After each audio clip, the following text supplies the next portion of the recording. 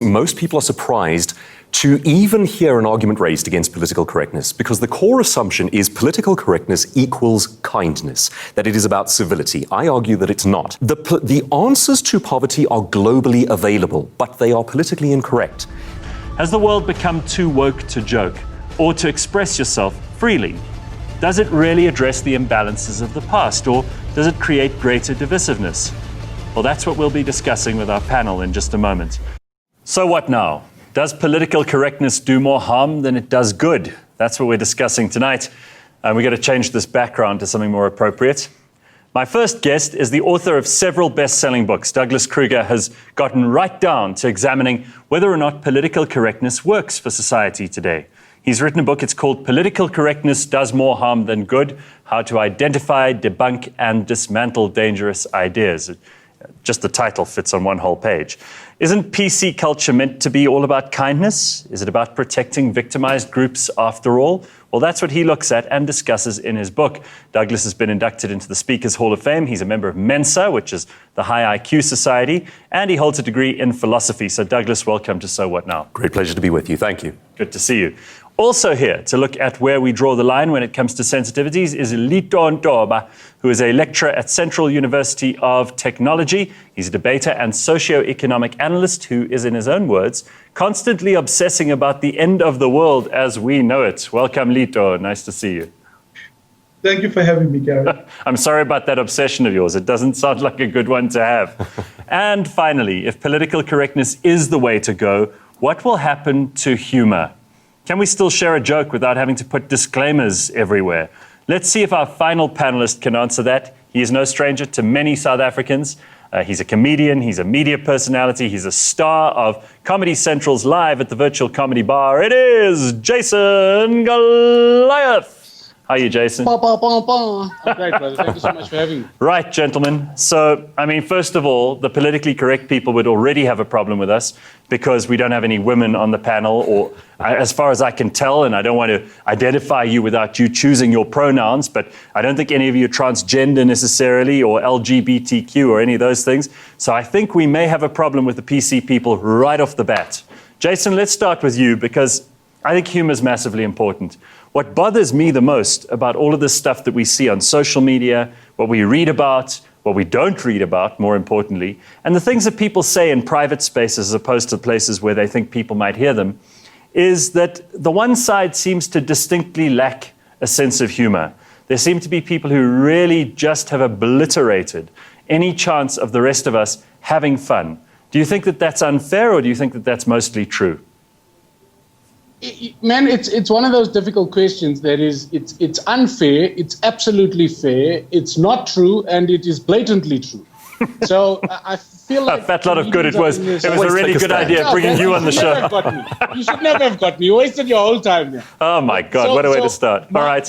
My feelings initially were that everybody's just too sensitive, and everybody's just trying to censor comedians and what we are and are not allowed to say. And then as I spent some time with it, I kind of realized that I think as time goes, or maybe I should say I hope as time goes, we'll find a comfortable middle ground, because I do believe that what's happened is every minority now has a voice, and every minority has the ability to raise that voice and rightfully so be protected. So what comedians, for example, in the past didn't deem as PC just meant we were attacking the minority in a room.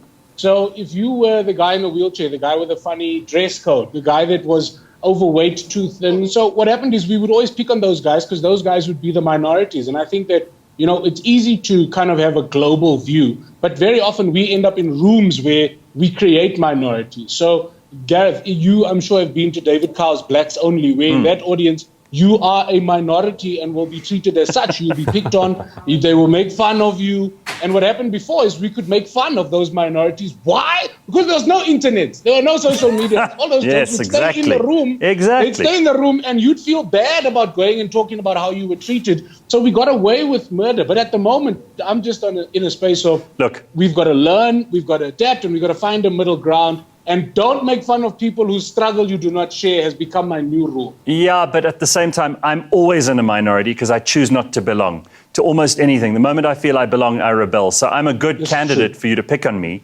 Having said that, I do think that there's something about a joke, and you can correct me if I'm wrong, you're the professional joke guy. Something about a joke that stereotypes come into, that is jokes are always at someone's expense, right? Even if it's someone who's not present. So are we now going to step so gingerly and on eggshells everywhere we go that we refuse to laugh about things that are obviously laughable and ridiculous? Human beings are ridiculous.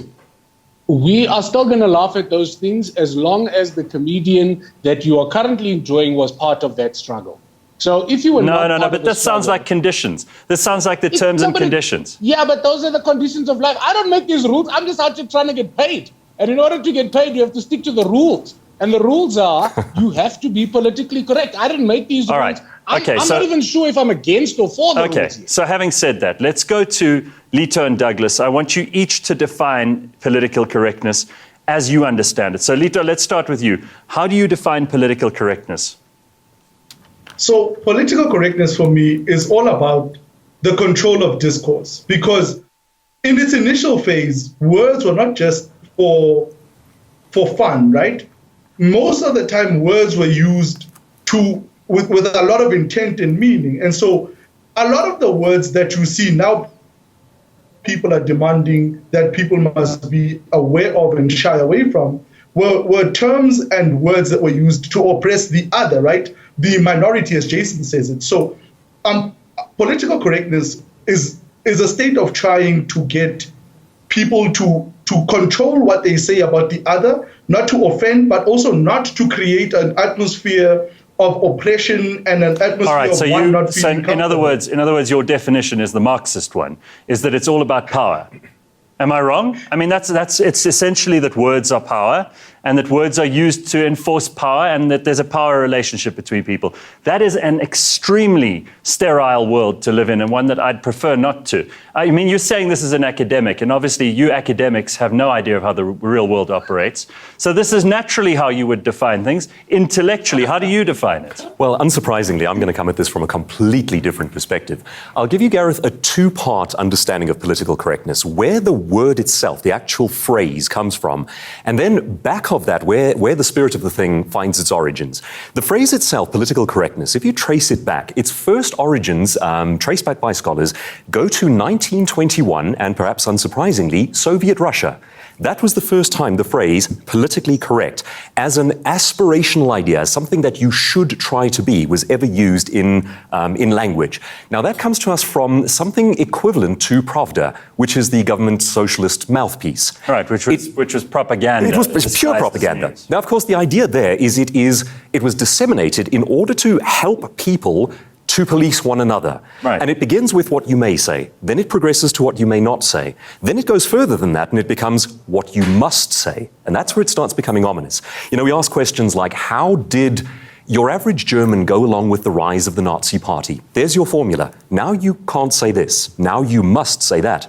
Now you should report on the person who says that in the privacy of your own home. Well, we've seen this even in COVID. I mean, I was talking about those Karens. You know, we all have neighbors who would be telling on each other. If you had a Brian, you had your brother and sister over, and you know, you've seen them anyway during COVID. Suddenly you wanted to involve the government in policing your neighbors. This goes to speech as well. But you said that that's the definition. That's the first origin. Part. What's the second? Yeah, so the second part goes slightly further back from that.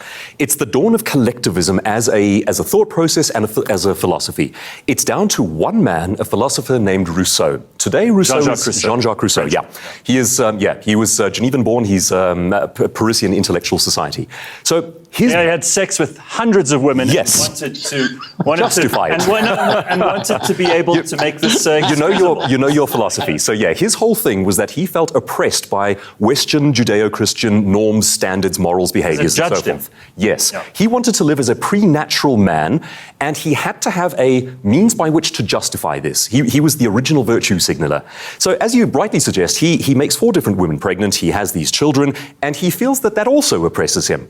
And so from whole cloth, he invents the system called collectivism. The idea was that other people must I should not raise my children, everyone should raise them. So everyone else should be responsible for your bad decisions. Exactly that. So it was an anti-accountability philosophy from the word go. Now, the next step after that is that all 4 of Rousseau's children, this worked after its fashion, they were all taken into state-run orphanages because Rousseau argued that the mechanism of that public collectivist control is the state. All 4 of his children died young, all 4 died in orphanages. And yet, that is how he showed his moral virtue to the world. Deadbeat dad in the original sense. Yes. Now, okay. No, I just want to leave it there because we don't want to get too much into the reeds of definitions, and you've provided me with plenty of material here. But Lito, you said that to you it's about not offending people and not insulting people. That's not possible if you are on television asking questions. By any means, if I'm going to be inquisitive or curious about what's going on in your mind, I'm likely to offend you. A comedian like Jason, when he gets on the stage, someone in that audience might be tremendously sensitive. And without him trying to offend them, or as he says, understanding their struggle as best you can, and you can't understand everyone's struggle, right, Jason? Correct. Offending and insulting someone is almost inevitable. What are you trying to protect people from? Right. So here's the one thing, right? I'm not saying don't offend people. I'm saying try not to offend people. For you on TV and radio, if you want to offend me, I complain to the BCCSA and I complain to the station that you're on. If Jason and I ignore you, I heckle him, and I will ignore you. I walk out. Yeah. Sorry, say that again. That's fine. So when Jason offends me, I will heckle him, right? Yeah. But so your right to offend me must be accompanied by my right to be offended and react to your offense and your offensiveness, right? And so the problem, I think, that when you're talking about how political correctness does more harm than good is basically who does it harm, actually, right? If political correctness is harmful, who does it harm? I would aver that it harms truth. I mean, doesn't it makes it very difficult for people to interact in a truthful, meaningful way if they're constantly trying not to upset and offend everyone with their words. You end up with politicians. That's all you get from this equation. Yeah. Can I give you a and by the way, let me just pick up on something. Yep. You said there you have a right not to be offended. That's, I'd say, the only thing you absolutely do not have a right to. Jason, you're smiling. No, you disagree. I have the right. I'm grinning because from my opinion, that's the choice. The choice is to take offense. I can't give offense. You choose to be offended by the things I say. I can be a polite member of society by, like I said, trying to understand where you come from, trying to sympathize and empathize with your struggle, and trying not to make direct fun thereof so as to ostracize you or to put you in any sort of discomfort. But what we are seeing at the moment is, I think audiences and the public are taking offense unnecessarily. It's almost like people don't watch shows anymore to laugh. They watch shows to take offense and find something that could possibly annoy them and that they could spin around. I'll give you a simple example. I called my last one-man show Menstruation Surviving a Wife. That is the name of the show on the posters. On the posters. Yeah. And I had women coming at me from all different angles going, that's experiential appropriation. I had to Google these terms. I don't know what that means. I Googled the term, and then my reply once I Googled was, watch the show. But this is my point. So I've seen your show. Before even watching the show. So I've seen your show, and if anything, it is extraordinarily thoughtful and empathetic rather than... Thank you. And it's very funny, obviously. That's what we're there Thank for. you. But it's not designed and attributed to and made and manufactured in order to upset people by any means. I don't know what kind of people go out of their way to upset people, but they can't be many, because I don't think people like that do very well at life. I don't think anyone wants to be around them. Douglas, you deal with lots and lots of people in writing this book. What kind of research did you do, and what do you find people's attitudes are to? Well, it was extensive, and I think most people are surprised to even hear an argument raised against political correctness, because the core assumption is political correctness equals kindness, that it is about civility. I argue that it's not. You touched on the idea that it is the opposite of truth, and I would look at it this way. Most people think political correctness here, spectrum, ugliness here, that it is unkindness as opposed to it. Those are the two opposite polar points. I say no. I say political correctness here and the truth here, and kindness or civility or the lack thereof can be applied at any point. Now, just to pick up on the idea of answering the question, who does it hurt if you're being politically correct? I'll give you an example, and the answer is at least half of our nation. We are facing 50% plus unemployment rates right now. We had a massive poverty problem going into lockdown. Now, the answers to poverty are globally available, but they are politically incorrect. And it becomes this kind of condescending approach where we say, We're not going to tell you what you should do because it might hurt your feelings. I'll give you an example of that. A group called the Brookings Institute has determined that globally, the number 1 and number 2 determinants of your upward or downward trajectory out of poverty. Now, these are not things that will make you rich. Go on. Finishing school, and coming from a family where both parents are still together, or that you're at least supported and loved by one of them. In variation, you are spot on. So replace finishing school with work ethic. Absolutely. So yes, that would fall under it. Work ethic is number 1. Faithful maintenance of a family is number 2. Now, the people who conduct this research try to share these answers, and they're told you're being unkind to the poor. Now, consider how condescending that is. I know lots of poor people who come from good families. Yes, absolutely. I know lots of poor people who have good work ethic. Yeah, absolutely. And in fact, you can take, for example, a professional woman in her 40s who is a single mother, and that will not make her poor. It is a global trend. It is the general demographic answer to the question, what takes you up or what takes you down? Listen, we're going to come back with this. I can see that Lito is bristling for a fight here. I'm glad to see it. Jason's smiling, and Jason's not just here to joke around. You can see he's got some serious issues on his head, on his head. Did I just say on his head? In his head. Big head. It's a big head. It's a big head. That cap with Goliath on it just contains it. So after the break, we'll take a closer look at what you've had to say on social media. I've got some great comments there about tonight's topic. The hashtag is So What Now?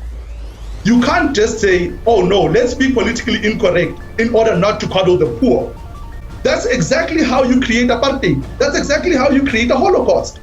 So what now? My guests still with me, Douglas Kruger, Lito Ntoba, and Jason Goliath. We're discussing whether or not political correctness has gone too far.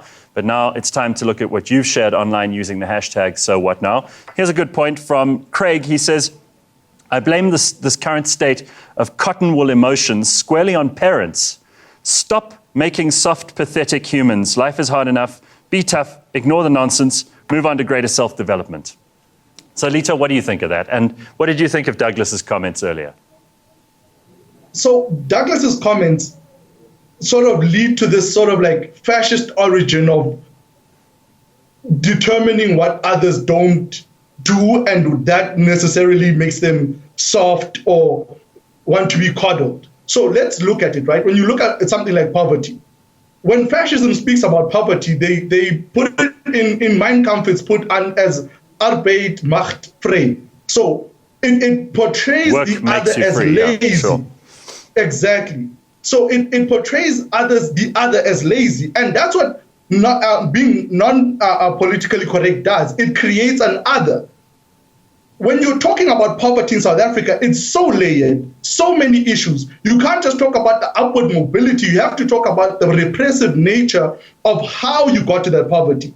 But the ignoring of that power creates the system where you think that right now we're on this like blank slate, and we're not, right? And that's why you need equitability. And political correctness is equitability of ideas, but also in the power of words in and of themselves. But it isn't, because you're asking people who are poor to join in an intellectual conversation that they don't have on university campuses when they're dealing with real practical problems. And to many of them, their life choices are probably the biggest determinants in whether or not they succeed, not whether or not you're having an argument with someone else in a tertiary education institution. Surely that's tremendously patronizing. No, it isn't, right? The fact that you're thinking that poor people can't participate in those kind of well, they're not at situations. University. In South Africa, if they're poor, most of the time they're not at university. This is an obvious fact. It's not controversial. But it doesn't mean, but the space is not only about university. You can have intellectual conversation anywhere. But the problem is the limiting of that conversation and trying to make that conversation just something inherently university-like. But it isn't. It should be that when you are talking about political correctness, it must be through everyone. But also, you can't just say, oh no, let's be politically incorrect in order not to coddle the poor. That's exactly how you create apartheid. That's exactly how you create a Holocaust. Because the other is somebody who a hell of a leap. I mean, that is a hell of a leap. So if you don't have political correctness, you create apartheid and the Holocaust. Jesus, I hope you're wrong. No. I'm not sure how the opposite is true. No. Let me show you how. So you create an apartheid sort of atmosphere and a Holocaust sort of atmosphere by not checking speech, by thinking that freedom of expression just goes all over without being checked. Oh, I thought quite the opposite. When the state has control of speech, you end up with apartheid and the Holocaust. I would aver that history would prove you wrong. Hitler started the conversation around Jews as a political debate in a democratic space. But because his ideas were not checked and his dangerous rhetoric was not checked. We all know you can vote and talk your way into socialism, but you have to shoot your way out. So let's be careful. Yeah, but the major issue I'm trying to show you here is that when you don't check expression, when you think expression should be free and unregulated at all, then what you risk doing but this is a straw man. Is authoritarian. Hang on, Lito. You're talking about something that doesn't exist. We're in a country where there are very, very well-defined rules around what is unacceptable speech, as in hate speech, trying to incite violence and that kind of thing. Those things are clearly illegal. Those rules are new, Gareth. Those rules are new. 1994. No, but those rules are brand spanking new. When we speak about the economy and we speak about who's rich and who's poor in South Africa, those rules don't apply. Those rules apply now, going forward for the new generations. But in terms of generational wealth, you and I both know those rules are brand spanking new. But that's a whole other... Are we having an economic discussion now? Because I thought we were talking about free speech. No, but you opened the economic discussion around free speech. And I have to agree with this, Brian, in terms of in South Africa, the rules are different, and we all have to be sensitive and understand. My point about my point about understanding everybody's struggle before you speak, for me, that still stands. So in South Africa, but that is impossible. When you meet someone for the first time, how do you know their struggle? Gareth, then you must be open to being accused of being politically incorrect. I'm very happy with that. I'm very happy with being called politically incorrect. Yeah. But the point that you are not agreeing to is there are instances, particularly in South Africa, where our past has to come into play regarding what can and cannot be said. Also, politically correctness doesn't mean you are aiming to offend. If one aims to offend, that's a very different conversation altogether. Of course, and I think that's where what Lito said earlier about intent is hugely important. If you go out of your way to intentionally be hurtful and harmful, you must take whatever comes back at you. I'm totally with you guys on that. I think that's something we all agree on. Totally. I want to read you something quickly. I read the most ridiculous headline in the world this week. So Kamala Harris is potentially the next vice president of the United States. Yep. This is an actual headline from a major news network. First Jewish husband of a female black South Asian vice president-elect. Now, do me a favor, but exactly what does that tell you about Kamala Harris's husband or herself that is noteworthy, except her demography, which is something that a statistician could tell you? If this is the level of political correctness, that we must celebrate the first Jewish husband of a female black South Asian vice president-elect of the United States, I think we have problems. I think we've run into a world where saying things like this is meant to be meaningful, but what it actually does is it completely diminishes the people you're talking about. Yeah. Douglas? And Foucault taught us that. All through human history, it used to be the best idea wins. The merit of the idea, not the person speaking. Once again, French philosopher named Foucault, he said, no, there is no such thing as a singular truth. I must observe you with the most sinister suspicions of your intentions, and I must see you as a mask for power. I must not hear your words as you represent them. Instead, I must go looking for the power advancing behind it. So in other words, it is about demographics and warring people. It's an awful that doesn't sound like what Jason was saying, in that you must try to understand someone's struggles. No, in fact, and that is like the opposite. Jason is exactly right in the sense that we should try to speak to real human beings. That is the exact opposite. But it's the genesis of warring tribes. This idea that you can't know my experience and I can't know yours and we are perpetually at war. It is anti-peace. Okay, so let's talk about social media, because Jason hinted this right at the beginning. He said now the world of social media has meant that we can all have a point of view, no matter how small our quorum, no matter how small our community, no matter how bizarre, the descriptors that would be used for Kamala Harris's husband might be on television in America. These things have obviously conflated and inflated and made very complex our interactions. Because before, if someone, if we were at at a dinner party together, the four of us, and one of you said something really offensive, I could say, you know what, because it would be Jason, obviously. I'd Don't say, be a jerk, Jason. Yeah, definitely. I'd say, Jason, let's talk about this a bit. Let's have a conversation. You know, I know that you mean well. You're not a nasty person, but of course now you don't know who these people are on social media. Now you tweet it. But you see these people who you don't know, and you always anticipate the Foucault version, that they are the worst kind of person. Yeah.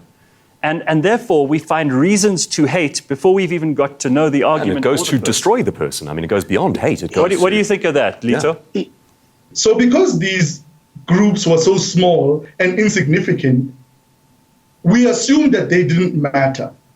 But the problem is, those are the minorities. Those are the people who are always in a position to be victimized and are always the ones who would be in the crosshairs or whatever hate there is in the world. So let's take like a joke from Jason, right? But a joke that was made in America, the whole, it's not Adam and Steve, it's Adam and Eve, right? It was a joke when it began until a member of Congress and the Senate used it in an argument against why gay people should not get married. Then you understand that those words have power, even though they are words from a joke. And so when you are being politically correct, those marginalized societies and peoples must also be in your mind and at the back of your Lito, I feel like there's a very thin line between cancel culture and politically correctness, or people expecting that. And I think that's where the lines are blurred at the moment. So there's this swell globally. This is not a South African problem. It's a global problem of people kind of jumping on the bandwagon and taking flames to burn whoever's in the spotlight at the moment, whether they agree with the argument or not, whether they have context or not. You have people kind of jumping in. So I'm an advocate for politically correctness, but I'm not an advocate for cancel culture and jumping on a bandwagon to destroy someone about something they said 10 years ago outside of the context of whatever the conversation is now. You don't go through someone's Twitter from 10 years ago. They did this to Trevor Noah. Find some joke that's now inappropriate and judge them by today's standards. So for me, that's cancel culture. That's not people who are advocating freedom of speech. I mean, do these people want the best for you? Most of the time, if the answer is no, you can ignore them. Now, I want to ask all of you this because I think that it's relevant considering what's just happened in the United States. We've got half of the country who voted for a man who I think everyone agrees is a really unpalatable, rather ornery, narcissistic egomaniac. I mean, that's putting it gently. But I think that one of the reasons people voted for him was not so much because they liked Donald Trump, but because they hate this cancel culture crowd. And I wonder if you'd agree with that. Douglas, what do you think? Absolutely spot on. I mean, I feel that Donald Trump didn't so much win as political correctness lost. Under the previous administration, we saw this great flourishing of identity politics and men in women's bathrooms and so on, and how you were obviously a hateful bigot if you in any way even wanted to discuss it. And I think that was the kickback to that. Now, of course, the danger there is that people then see Donald Trump as the logical opposite of political correctness. And I think that's where it goes wrong. Well, what do you make of the rise of this kind of because wherever there's an action, there's an equal and opposite reaction? So firstly, if I could jump in there, I think that what that U.S. election, if you look at how close those numbers were, I think that those elections were reflective of what's really happening in society. And the fact that we would love to believe that so many of our struggles have been won, the battle against racism, sexism, but I think that those numbers prove that it's just become awkward to be your true self publicly because of social media. So you can't be publicly a racist, but when you're in the booth, you can vote for white supremacy. When you're in the booth and nobody else is watching what you're doing. So for me, it speaks to a conversation that's not nearly done, in that we are able to have these politically correct conversations and pretend that everybody's fine and we're not racist anymore and we're not sexist anymore and we're not homophobic anymore. But when it comes to those booths and nobody can check who you're voting for, I still feel that what we've shown is half the USA is still sexist, is still homophobic. I don't know that that's fair, because then the opposite side is going to say, well, half the USA is a bunch of leftist nutcases who want to rampage in the streets. I don't think that's right. I think what we've got here is we've got two different points of view, and I think we've got to be careful to let them vent by free expression. If both sides don't get to say their say, they don't get to talk to each other, and joke it with each radicalizes other, people. and if social media doesn't keep polarizing us the way that it clearly is, we have echo chambers. And once those echo chambers aren't talking to each other, you can't talk about a United States or even a South Africa. We're going to end up with divided countries into ever smaller identity blocks. Lito, you have the last word.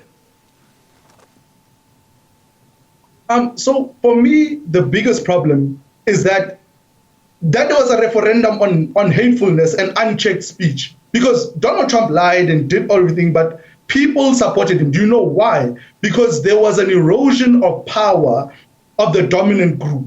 When you have PC, you are eroding some of the power because there's power in words. And whenever somebody's power is being eroded, they would try to get it back. So it was a referendum on the way in which Donald Trump engages the world. And you see which quarters it came from. Rural America, the people who had never had to check themselves in their speech.